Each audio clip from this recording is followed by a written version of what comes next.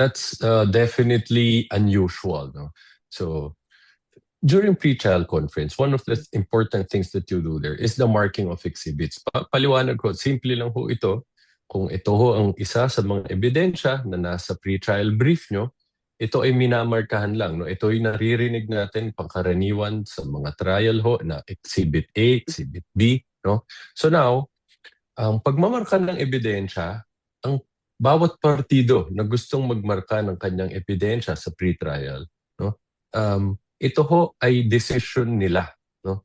At hindi ho kailangan ipaliwanag kung bakit mo gustong markahan itong dokumento na to, no? O itong object na ito as your evidence, no? And they do not have the right to object to it.